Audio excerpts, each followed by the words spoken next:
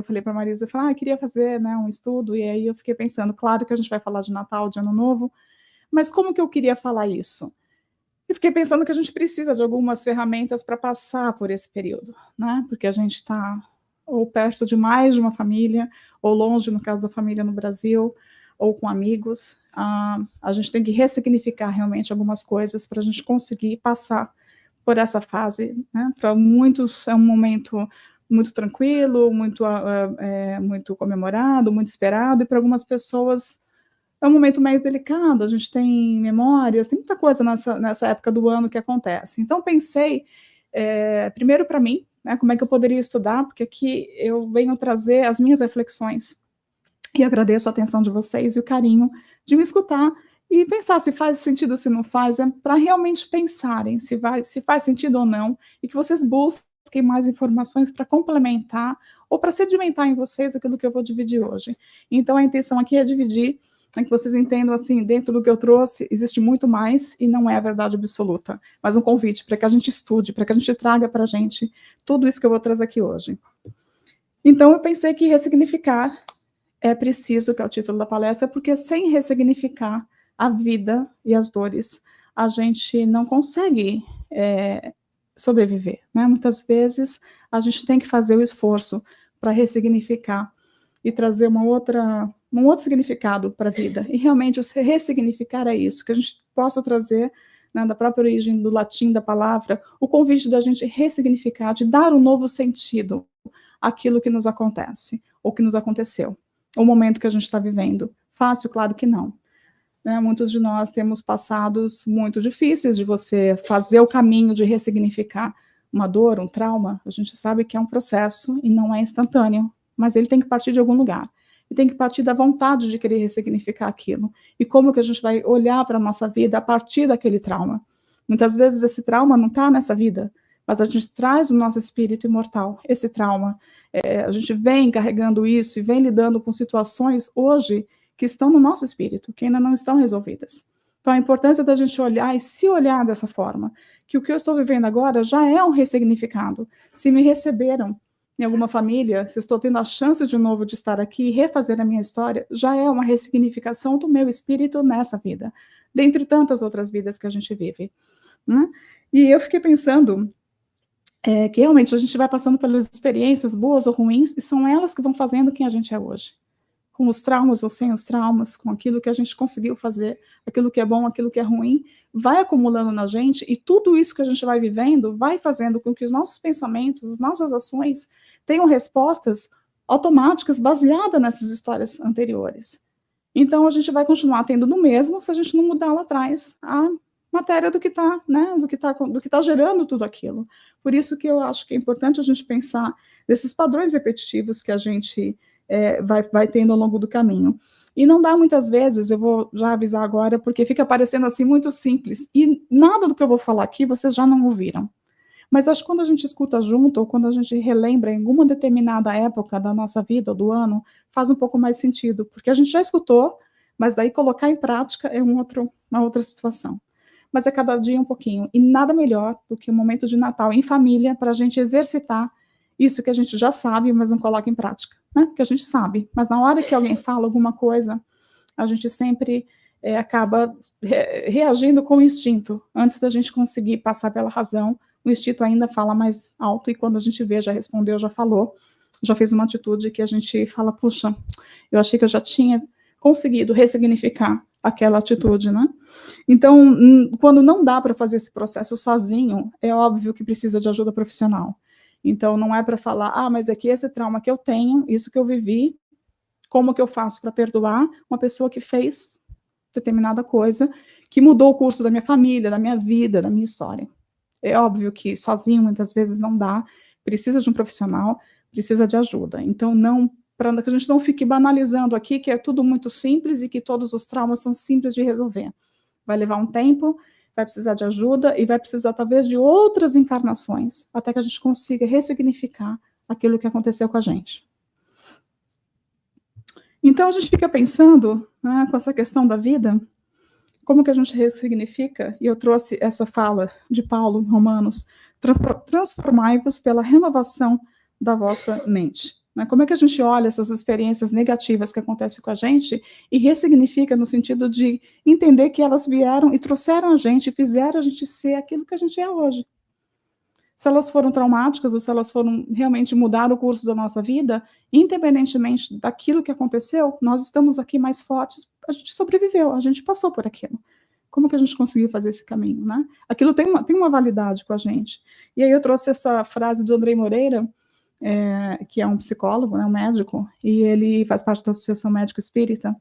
Então, ele diz essa questão da importância de como funciona o nosso cérebro cada vez que a gente decide ressignificar alguma coisa. Tudo modifica na parte cerebral, a parte química também muda, faz outras sinapses, a gente consegue dar uma resposta diferente para as mesmas situações. Obrigada. Então, ele vai falar que cada vez, né, cada ressignificação estimula o cérebro na construção de novos caminhos ou circuitos neurais, novas rotas de conexão e mapas mentais com amplas repercussões. A partir do momento que eu entendo que eu posso transformar minha mente, como espírito, eu tenho aquele poder de transformar, e eu vou escolher transformar aquilo, eu vou criar dentro do meu cérebro físico conexões químicas que vão trazer respostas diferentes daquilo que eu venho fazendo. Então, ele é uma coisa científica também. A gente sabe que mudando os nossos hábitos, nós criamos outros e conseguimos responder diferente. A amígdala, que é totalmente, que está no nosso cérebro, que ela reage pelo instinto e automaticamente, ela vai criando outras conexões que ficam também no automático. Então, entender a vida como nem tudo é gostoso e tranquilo, onde a gente tem altos e baixos, dores e amores, entender que a vida é um pouco agridoce. Né? A gente tem que começar a olhar a vida, uma das coisas que eu acho que é importante é olhar a vida como ela é. Então, as dores que nos acontecem, aquilo que passa comigo e o significado que eu dou àquela dor, que vai dizer se eu vou ter um sofrimento ou não. Eu posso passar por uma dor e não ter aquele sofrimento. Então, entender, a primeira coisa é que a gente acha, quando acontece alguma coisa que nos desagrada, que tudo vai ser bonito, estreito, tranquilo e fácil. E não é. E aí, no Natal, tem sempre aquela discussão que a gente escuta todo mundo, né, brincar, e a gente se pergunta e não pensa que no Natal pode ter um arroz com uva passas. Quem aqui gosta de uva passas? Quem é contra não põe uva passas no Natal? Quem aqui não faz seguro e vai comer a salada de batata? Alguém colocou maçã na salada? Eu, às vezes, eu gosto de uva passa. Né? Aí você come na salada de maionese e acha a maçã. Então, assim, olhar para a vida com essa expectativa nem sempre vai ser do jeito que a gente quer. Um salpicão com a maçã. Mas é isso, é porque a gente sempre acha que vai ser do jeito que a gente quer. E não é. Então, pega um pouco essa história de você olhar a vida nesse sentido, de que a vida vai ser agridoce. Às vezes vai ser só doce, e às vezes vai ter um arroz com uva passa, ou vai ter a maçã no salpicão. E a gente convive tudo bem. Lembra que aqui é tudo um recurso para que a gente chegue na festa de Natal em paz, não vai brigar porque alguém colocou a uva passa ou a maçãzinha lá. Mas, brincadeiras à parte, é isso. É porque a gente não tem muito, a gente ainda é um imaturo para achar que tudo aquilo que nos desagrada é uma coisa ruim. Ou que tudo teria que ser como eu gostaria que fosse. E aí a gente faz de pequenas coisas do dia a dia uma dor, e dessa dor um sofrimento que nem tinha motivo de acontecer. Né? Que a gente possa colaborar para que isso não aconteça. Então a gente vai fazendo as pazes com as experiências que a gente vai passando, e essa parte traumática, para trazer na consciência a responsabilidade de mudar alguma coisa com a relação àquilo. Cabe a nós. Quando a gente assiste às Paralimpíadas, eu acho que é um excelente exemplo de ressignificação, de resignação, e de escolher o que vai fazer com a situação. 35% dos atletas da Paralimpíada são pessoas que não nasceram com algum tipo de deficiência física. Eles passaram por algum processo traumático de acidente, onde eles ficaram, né, perderam algum membro, ou perderam a visão, e eles escolhem dar um novo significado na vida deles. E isso me encanta de uma forma tremenda, porque a pessoa que consegue fazer esse caminho, porque a gente fala, às vezes, numa posição fácil, de a gente está aqui, está gostoso, a gente está no centro, a gente não está tendo que fazer um movimento, muitas vezes, de você ter perdido efetivamente uma condição do seu corpo que você vai ter que reaprender a fazer. Muitos já fizeram, e aí já estão nesse lugar. Né? Às vezes é só conseguir sair da cama, muitas vezes. A dor que você superar aquela dor diária de uma cirurgia. Então, quando eu olho para a Olimpíada, e eu ouvi uma vez uma pessoa falando super bem colocado, que nas Olimpíadas se fazem heróis E nas Paralimpíadas, os heróis vão às Olimpíadas, que é o que eles são. Então, me inspira tremendamente olhar, ouvir a história dessas pessoas, que cabe para a gente. Eles escolhem ressignificar. E muitos vão e batem recordes e seguem a vida. Passou a dor? A dor provavelmente não. O sofrimento teve um outro significado, para a gente poder pensar um pouco nisso também. Então, essa visão da dor, que a gente vai tendo uma ideia um pouquinho errada dela, né? Por que está doendo? Por que eu estou passando por isso? Não é justo? Por quê? Ou seja lá o que a gente questiona no momento da dor, que é muito humano. Nós estamos exatamente numa posição de aprendendo ainda a ser humanos. Então, tudo que a gente passa é normal, os altos e baixos, os questionamentos, né? É muito difícil a gente dar graças em tudo quando está doendo. Mas é um processo de tentar entender, então, mas está doendo por quê? Por que começou essa dor? Aonde começou essa dor? Leon Denis vai dizer no livro dele,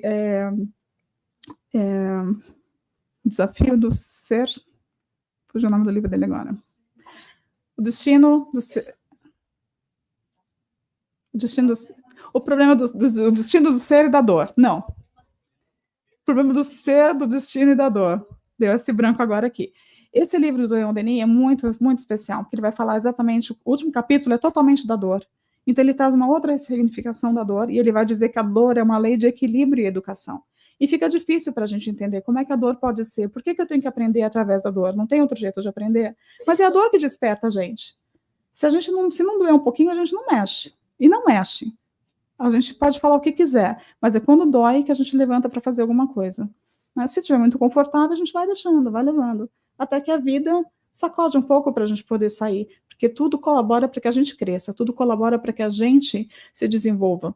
Então, a vida, a própria natureza, vai fazer o movimento das próprias estações do ano para que a vida se renove, né? Se não tiver as 4 estações, a vida não vai se renovar. E a nossa vida é muito parecida, a gente tem que entender que vai ter as 4 estações também na vida da gente, que a gente vai passar por todas elas. Né? E sempre com a força do renascimento, que é o que a semente faz. É quando chega a primavera, está tudo lindo e maravilhoso. Então ele vai também dizer no mesmo livro, o problema do ser, do destino e da dor, certinho agora, que é muito difícil fazer entender os homens que o sofrimento é bom. Não é? Eu acho é desafiador realmente você pensar. Você está doendo e a pessoa fala, não, mas é bom para você. Não, Deus te ama, por isso que ele deixa você sofrer. Pô, vai amar outra pessoa, né? Amar desse jeito e me deixar sofrer. Que Deus é esse? A maior pergunta que a gente faz, se Deus é Deus, por que ele deixa o sofrimento? Por que existe a dor? Por que a gente sofre? Quando você fala com uma pessoa que não acredita absolutamente num ser divino, a primeira pergunta é essa. Como é que pode um ser tão divino deixar esse sofrimento no mundo? Ora, até a gente começar a entender que não foi ele que criou e a gente que foi se enrolando, leva um tempo, não. Até a gente entender que não é culpa dele e ele está colocando aquilo porque ele está contra mim, leva um outro tempo. É um crescimento e está tudo bem. E vai chegar em horas diferentes, em momentos diferentes da vida da gente. Porque, às vezes, por mais que você acredite, você confie, vai chegar aquele momento que a gente fala, de verdade, não estou entendendo esse amor todo. Dá para amar um pouquinho menos? Porque esse amor seu eu não estou entendendo. Mas por que isso? Por exatamente essa frase do Leon Denis aqui embaixo. A ideia que fazemos da felicidade e da desgraça, da alegria e da dor, varia ao infinito, segundo a nossa evolução individual. Por isso que muitas vezes, para algumas pessoas, ela passa por o que ela passa e tem um entendimento diferente. E a gente passa, às vezes, uma coisa menor e a gente já se desespera. Porque a nossa evolução está diferente de cada um de nós, chega para cada um de nós. Mas se não despertar na gente, ninguém vai chegar para a gente com a solução daquilo. Então, se a gente não fizer um movimento de querer sair dessa dor, de refazer essa dor, e a pergunta que se faz com relação a essa dor tem a ver com a própria humanidade, né? Para a gente entender como isso se processa. E aí o próprio budismo traz isso, e Joana de Ângeles tem um livro que ela vai falar das 4 nobres verdades e do caminho óctuplo, que é muito legal a gente pensar. Porque é um despertar. Nas 4 nobres verdades, quando a gente vê a Siddhartha Gautama, que é o Buda, né? E ele sai do palácio e ele vai se deparar com a dor. Ele não tinha ideia que existia o que a gente chama de vicissitudes, que é o envelhecimento. Ele se depara com a pobreza, se depara com a velhice, e ele olha diante daquilo tudo, se surpreende e muda. Ele não consegue entender por que existe. Primeiro, ele descobre que existe essa dor. A segunda verdade é entender o porquê, de onde vem essa dor. que para o budismo é o apego que a gente tem às coisas. O que mais traz sofrimento para a gente, segundo o budismo, é o apego que a gente tem, nosso egoísmo, né? É tudo uma coisa que a gente, a partir dali, quantas coisas saem de sofrimento desse egoísmo? Pode-se dizer que ele é o início de tudo. Então, a gente vai entendendo que esse processo de entendimento da dor tem uma sequência, né? Primeiro, a gente entender que ela existe, a vida não é agridoce, a vida, né, ela é agridoce, ela não é doce o tempo todo, e a gente vai entendendo que em momentos a gente vai oscilar, né? Mas existe esse sofrimento. Conforme a gente está encarnado aqui, a gente vai adoecer, o corpo vai envelhecer, a gente vai passar por processos que são inerentes à nossa condição humana encarnadas no planeta. Depois ele vai entender o porquê desse apego, que é a origem do sofrimento, que é o apego que a gente tem. A terceira verdade é justamente a cessação desse sofrimento. Então, se a gente entende que existe um sofrimento, eu entendo que tem uma origem, como é que eu faço? Deve ter uma cessação desse sofrimento. E aí a quarta verdade, que é ele vai te dar uma receita, que é o caminho óctuplo, que são os 8 passos, que é o viver retamente, né? Pensar retamente, aí é um outro assunto. Para a gente não desviar daqui, o que eu queria dizer é que o lidar com a dor, para nós, humanos, é uma coisa muito antiga, e a gente vem tentando lidar com isso. Entender que existe, que é para todos passaremos, que ela tem uma origem, e para a gente que acredita na reencarnação, ou é uma vida passada, ou é nessa mesma, que a gente está atrapalhado. A gente entender que existe, vai chegar um fim desse sofrimento, à medida que a gente entende o porquê, e a gente vai fazendo novas conexões cerebrais e novas escolhas, e com isso, automaticamente, vem tendo um resultado diferente, e que no final a gente tem que, o nosso agir vai contar tremendamente para que isso faça sentido, para que a gente diminua essa dor. No Evangelho segundo o Espiritismo, nossa, é tudo difícil hoje, hein? Eu falei Evangelho segundo aperitivo, não pode. É o café da manhã. Evangelho segundo o Espiritismo, gente, tá? Tem que corrigir, senão o povo faz aquele meme e fica pronto, acabou. Então, no Evangelho segundo o Espiritismo, escrito por Allan Kardec, o Lacordaire vai dizer para a gente que o fardo é proporcional às forças, como a recompensa o será a resignação e a coragem. Conforme a gente olhar para a vida e tomar essa decisão na coragem, a gente vai ter uma recompensa da mesma proporção. Ele não falou que vai diminuir a dor, né? Ele não falou aqui. Ele falou que o fardo é proporcional às forças. Ou seja, não vai dar nada para a gente do que a gente não consegue carregar. É uma coisa que a gente tem que lembrar sempre. O que eu estou passando não é maior do que eu posso e não é para sempre. E conforme eu passo o que eu estou passando, a coragem, a resignação vai me dar a recompensa na mesma proporção.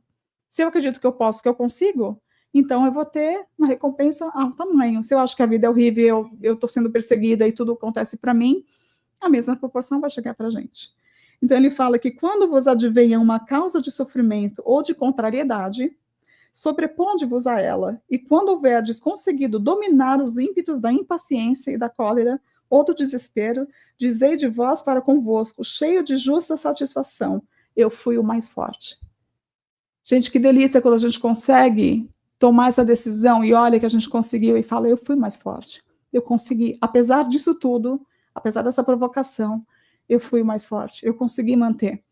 Né? A gente viu recentemente, essa história está bem viva na minha cabeça, porque eu aprendi muito desse acontecimento da janela do avião. Né? Virou uma história assim, que a criança gostaria de sentar no lugar da janela do avião, e a primeira notícia que a gente teve foi de que a mãe não estaria educando aquela criança corretamente. Até que a gente ouviu o lado da mãe. E a mãe veio a público dizendo que não foi isso que aconteceu, ela não gravou um vídeo. Para quem não sabe o que eu estou falando, teve um vídeo que rolou sobre essa moça sentada na janela e uma criança que queria sentar na janela, e ficou todo mundo falando sobre a educação dos filhos. Mas fora essa parte, que tem 3 versões, né, 4 até, mas tem a moça que está na janela, tem a mãe, tem a mulher que filmou. E tem a gente que julgou essa situação toda. Mas fora essa parte toda do que aconteceu, me encantou como que a menina que estava sentada à janela, estava sendo filmada, conseguiu manter a calma diante de uma provocação. Ela simplesmente, ela parou e ela não continuou naquele debate. Podia ter ficado bem pior. Então, quando a gente escolhe passar por uma situação dessa, a gente sente a sensação de que eu fui mais forte. Que é uma sensação melhor do que voltar para casa achando que eu falei tudo o que eu queria, eu saí numa discussão, bati boca, ficou horrível, e agora eu tenho um sabor amargo porque eu não consegui me controlar. Então é isso aqui que eles estão dizendo para a gente. Cada vez que eu faço uma escolha e que eu faço diferente do que eu faria, eu volto com essa sensação, eu fui o mais forte. E você já está ressignificando, porque o cérebro vai ler, olha, ela consegue ficar mais forte. Então, na próxima vez, fica mais fácil, realmente.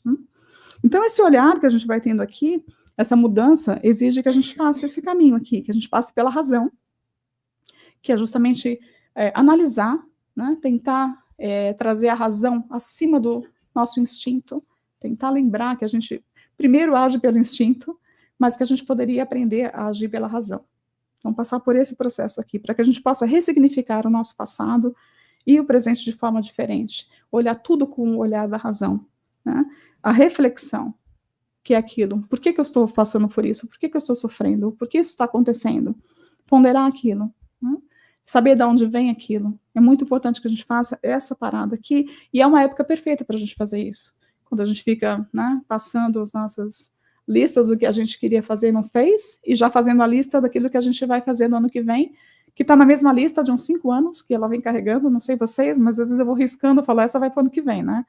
Aí eu me pego fazendo os mesmos pedidos, ano a ano, e fico pensando assim, mas se eu não mudei nada, né? Vai continuar do mesmo jeito. Aquelas que a gente vê, que a gente se propõe, e você conseguiu, eu fui mais forte. Aí a gente tem que passar para um outro planejamento, outra busca, né? A calma, claro, quando a gente conseguir agir na calma, na paciência, a gente vai ter resultados melhores, vai ter um autocontrole melhor. E a ponderação, para a gente saber aquilo que a gente está, se realmente, né, no equilíbrio, no pesar das coisas, ponderar tudo. A gente possa ter essa calma para ponderar se aquilo que eu estou participando. A gente está estudando o livro do André Luiz nas quintas-feiras, e teve uma frase essa quinta-feira, no último capítulo do livro, aguardem, aliás, porque a gente vai começar um próximo livro, Libertação, uma propagandazinha aqui, em janeiro, Libertação, que é o próximo livro da obra do André Luiz. Mas ela falava assim que ela prefere colaborar do que combater. E eu achei que colaborar ao invés de combater é uma frase legal para a gente entrar no Natal também, quando a gente for interagir com as pessoas. Eu estou colaborando ou estou combatendo? Estou fazendo parte do processo da paz desse ambiente, ou estou, né, combatendo e estou tentando me colocar, e aí o nosso ego, o nosso egoísmo sobe, e aí várias festas de natais acabam por confusões exatamente por conta disso, né? Pessoas que param, às vezes, de se falar por um momento de uma festa. Passou o ano inteiro bem, numa festa a gente consegue, né, desfazer tudo, e está tudo bem também, porque a gente aprende, refaz, e tenta no ano seguinte fazer tudo de novo, né? Então, com isso, a gente vai fazendo o quê? Conforme a gente vai fazendo essa razão, passa pela razão, reflexão, pela calma, a gente vai repensando os nossos medos, as nossas ansiedades, vai dando outro significado para eles, né? Desafio, a gente começa a ver o desafio como aprendizado, ver que aquela experiência me transformou numa pessoa melhor, aquela experiência me trouxe na pessoa que é hoje. Ah, mas foi horrível, foi traumática, você não tem ideia. Não, a gente realmente, às vezes, não tem ideia do que foi. Mas te fez uma pessoa diferente, te fez uma pessoa melhor. Talvez não como você gostaria, mas tem um impacto que você vai levar para o seu espírito. Cabe você ressignificar aquilo para uma coisa melhor, ou continuar carregando aquele trauma como uma coisa assim totalmente fora do contexto, onde você não tem participação daquilo em nada, sendo que a gente entende que existem histórias de espíritos que nós estamos todos interligados, né? Nós vivemos histórias muito, muito parecidas, muito juntas. Então, nós não estamos isentos da história que nos está acontecendo. Não é uma notícia muito boa, às vezes, porque a gente fala, como que eu posso ser um coadjuvante dessa história horrível? A gente ainda não tem todas as informações para julgar o fato. Lembra da moça no avião? Fatos que a gente não sabia. Isso é importante a gente ver também, né? E transformar todas as lembranças negativas numa lembrança um pouco mais agradável. E a gente tem uma oportunidade de escolher. E aqui eu vou dizer algumas coisas que a gente pode escolher. Mas sabe o que é interessante? Quando você, eu aprendi isso essa semana. Existe uma coisa chamada verme de ouvido.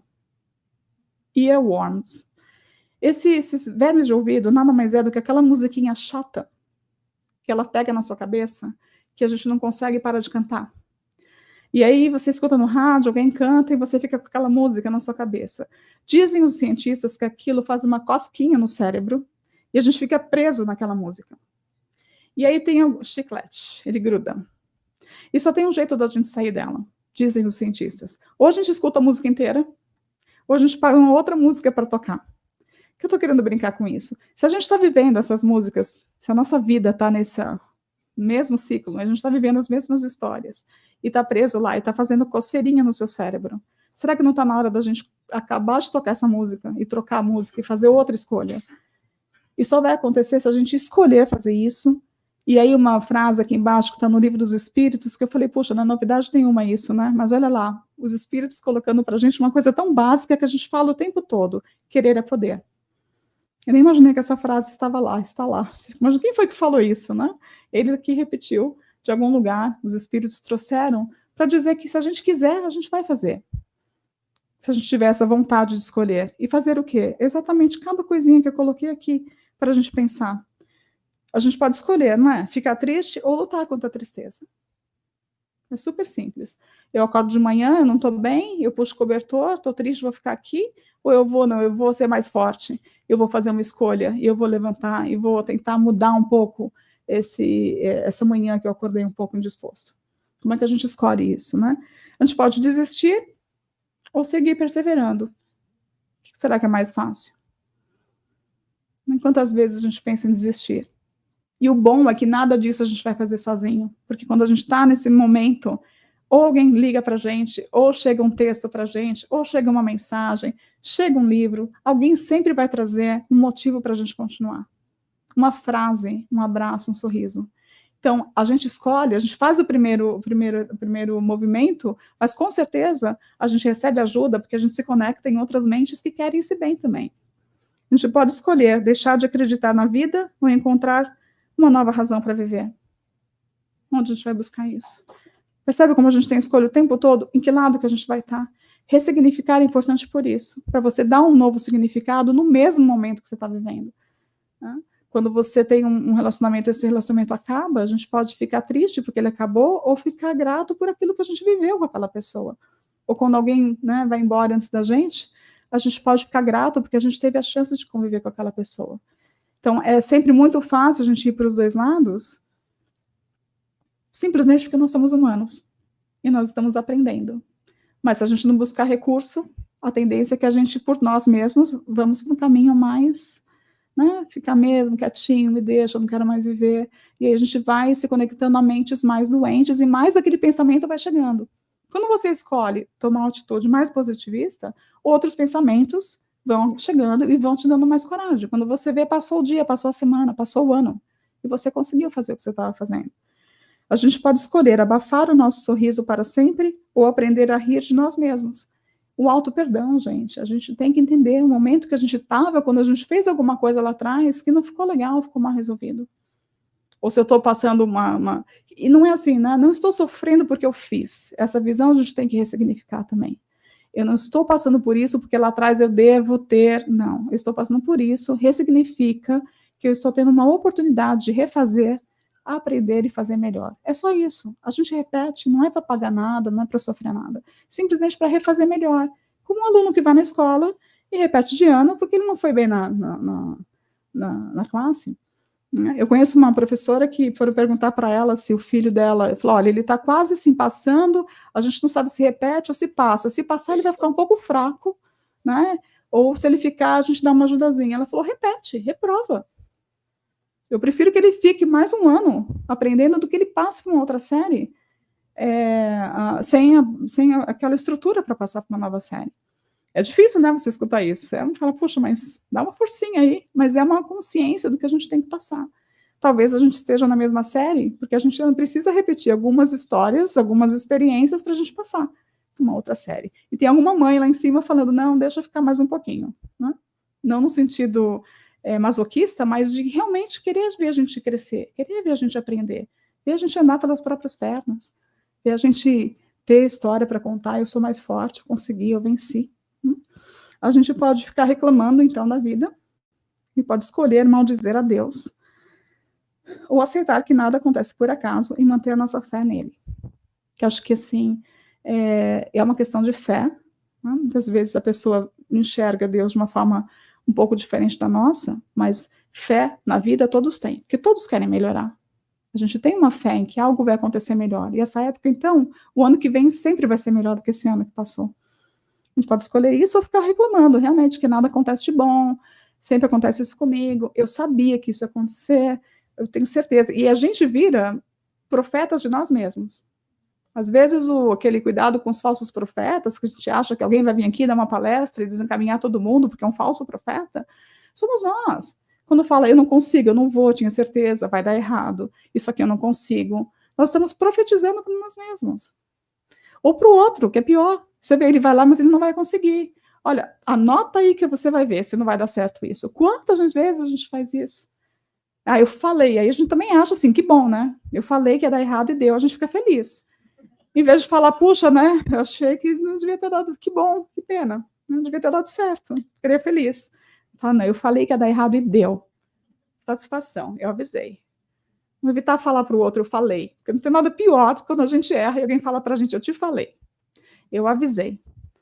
Então, vamos evitar falar isso. Porque a pessoa já está, às vezes, se sentindo super mal. E você fala, eu falei, eu avisei, pronto. Aí você... Né? Então, para a gente olhar isso também e ver com gratidão os desafios. Eu posso escolher, como eu já falei aqui várias vezes, para não ficar muito repetitivo.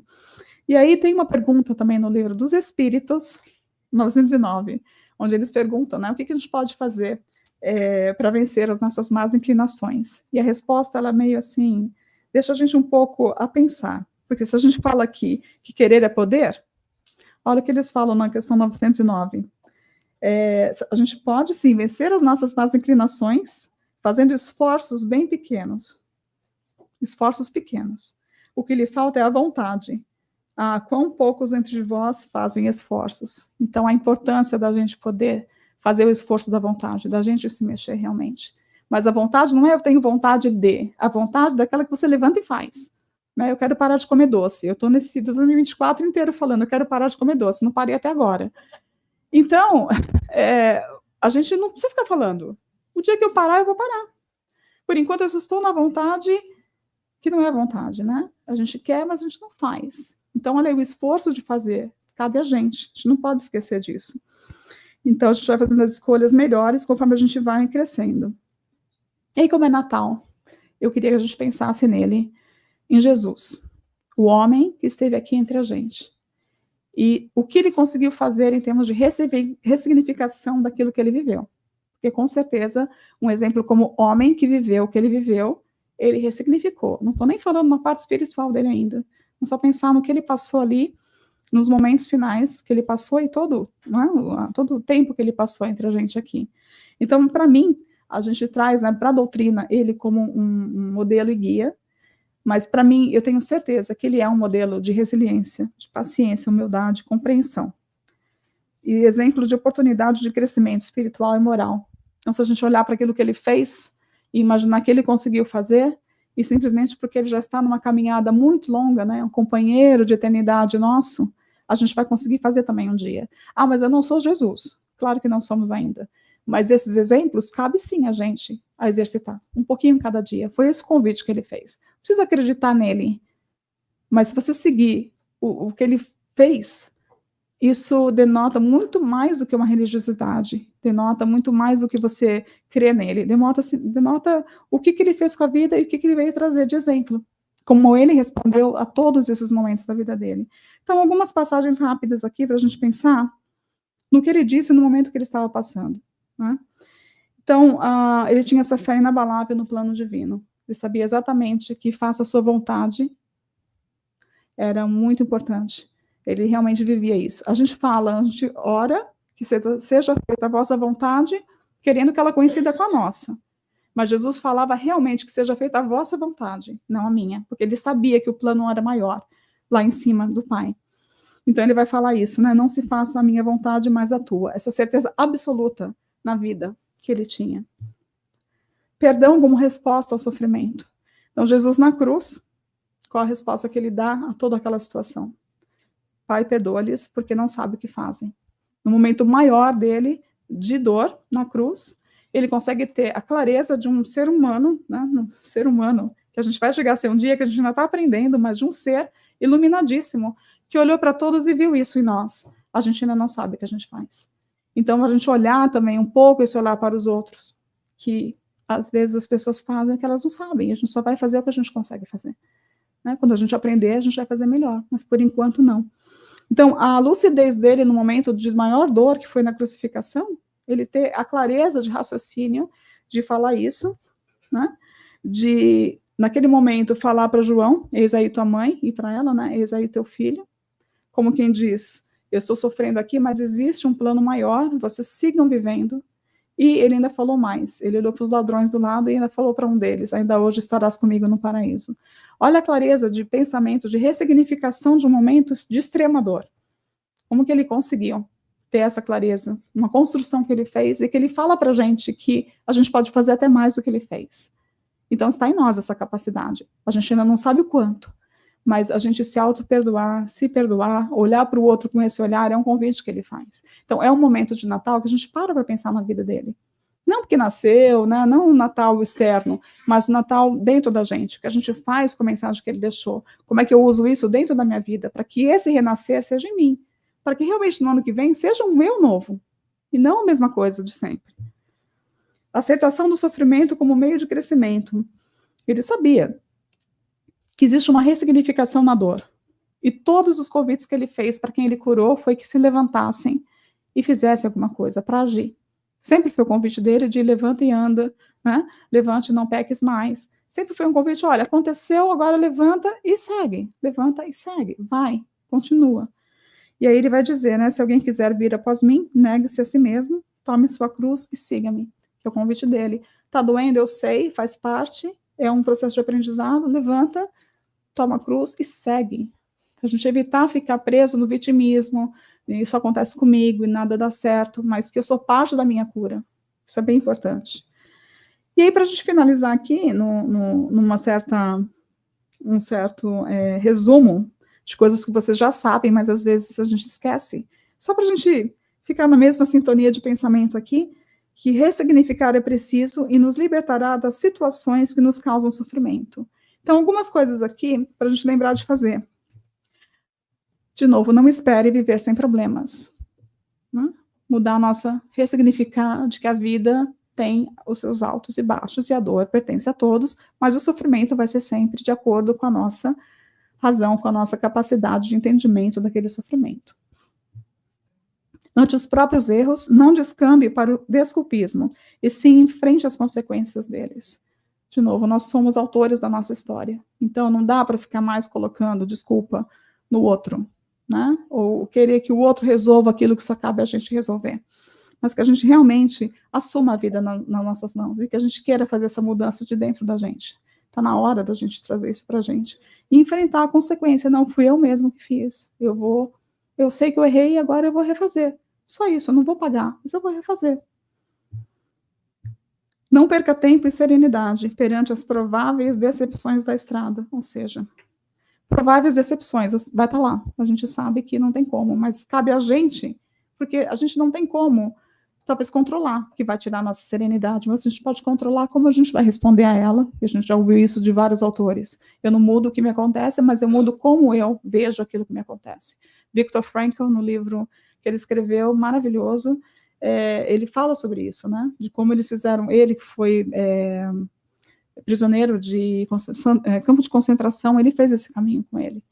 Então, ele fala isso mesmo, no momento da vida que a gente é convidado a mudar aquilo que a gente faz, e não a circunstância. E não exija a perfeição nos outros, e nem mesmo em você, mas procure melhorar-se quanto possível. É só isso no momento que dá para fazer, às vezes está tudo bem. Só dá para trabalhar na gente. Experimente humildade e silêncio, toda vez que a violência ou a irritação aparecerem em sua área. São alguns lembretezinhos para a gente ter assim na bolsa, talvez antes de entrar em algumas festas de final de ano, que só cabe a gente, não vai mudar. As pessoas que vão estar presentes muitas vezes vão estar presentes e a gente não vai mudá-las, mas a gente pode responder diferente a essa situação e entender que cada um está no seu momento, escolher perdoar, escolher ficar bem, escolher, porque no final da noite, quem vai para casa com a gente? A gente. Então, como é que eu quero acabar minha noite? Como é que eu quero acordar no dia seguinte? Como eu quero me sentir no dia seguinte? Isso a gente tem capacidade de controlar. O que a gente vai ouvir nas festas, o que a gente vai comer, a gente não tem muito, né? Controle. Então, para finalizar, esse provérbio hindu, que eu acho fantástico, nada mudou, só eu mudei, então tudo mudou. Exatamente assim. O dia que a gente descobre isso, tudo tem uma nova cor, um novo olhar. E aí a frase de Viktor Frankl: quando não podemos mudar a situação, temos o desafio de mudar a nós mesmos. É só o que nos cabe. Então, para que a gente possa fazer um Natal em paz, onde a gente estiver, com quem a gente estiver, nós temos o poder de escolher. E isso ninguém pode tirar da gente. O nosso poder de escolher. E ser parte da paz. E aí, para o ano que vem, eu queria fazer um convite, não só um feliz ano novo, mas que vocês façam um feliz ano novo. Ele não vai chegar, a gente vai ter que chegar até ele. Então, que a gente consiga fazer esse papel de ressignificar, para que a gente possa fazer um ano novo melhor, se a gente quer fazer coisas melhores e ter um final do ano que vem com mais realizações. É isso que eu queria desejar para vocês. Eu tenho certeza que a casa gostaria de desejar que nós possamos ser autores da nossa história e que a gente possa chegar sempre num outro nível de entendimento e fazer melhores escolhas e, consequentemente, melhores pensamentos, melhores resultados. Um excelente final de ano para vocês e façam um feliz ano novo. Um bom domingo para vocês. Obrigado pela atenção.